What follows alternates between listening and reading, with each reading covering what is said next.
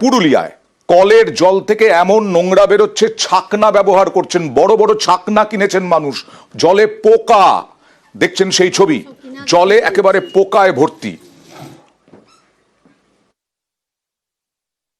নানান রকম নোংরা আসছে, পোকা আসছে। দুর্ভাগ্য আমাদের যে মিউনিসিপ্যালিটি থেকে এরকম জলটা দিচ্ছে। হ্যাঁ জানিয়েছি, সব করতে আমাদের অনেক দিন ধরে এটা হচ্ছে, আজ প্রায় 1 মাস হতে যাচ্ছে, কিন্তু কিছুতে এগুলো কোনো কার্যকরী হচ্ছে না, কিছু কার্যকরী হচ্ছে না, ওদেরকে বলাই হচ্ছে আমাদের শুধু। জলটা নোংরা, একদম পোকা মাকড় একদম আসছে, খাওয়ার মতো জল নেই। এইসব জল খেলে তো রোগে মানুষ মরে যাবে।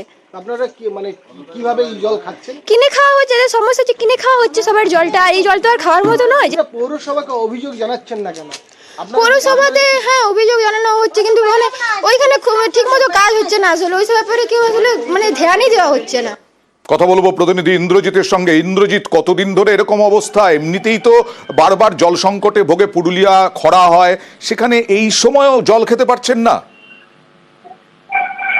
দেখো আনন্দা, এই সমস্যা প্রায় 1.5 মাস ধরে চলছে এবং পুরুলিয়া পৌরসভার 7 নম্বর ওয়ার্ডে নলবাহিত যে পানীয় জল তাতে কিলবিল করছে পোকা। একেবারে নর্দমার কালো জল, প্রায় 15 থেকে 20 মিনিট প্রথমে এই জল আসছে, তারপরেও নোংরা জল আসছে, পোকা আসছে। ফলে স্বাভাবিকভাবেই এই জল একেবারেই খাওয়া যাচ্ছে না। স্বাভাবিকভাবেই এই এলাকার মানুষ জল কিনে খাচ্ছে এবং বারে বারে পৌরসভাকে জানিয়েও কোনো লাভ হয়নি।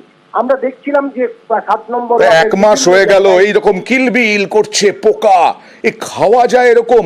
পুরসভার পক্ষ থেকে কোনো উদ্যোগ তো নেওয়া হবে ইন্দ্রজিৎ?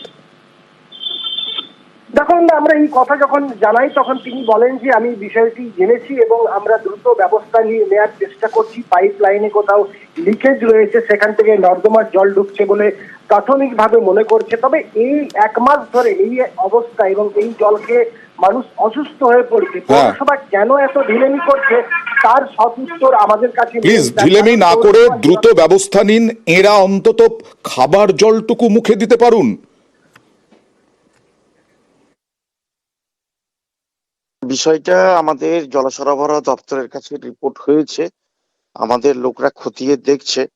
এটা সম্পূর্ণ পাইপলাইন মাটির নিচের ব্যাপার, কোন জায়গায় পাইপলাইন লিক হয়েছে বা পাইপলাইনের মধ্যে জল ঢুকছে কিভাবে, কোথায়, এটা একটু সময়ের ব্যাপার। কারণ কোথায় এটা ঘটছে এটা খুঁজে বার করাটাই বড় ব্যাপার।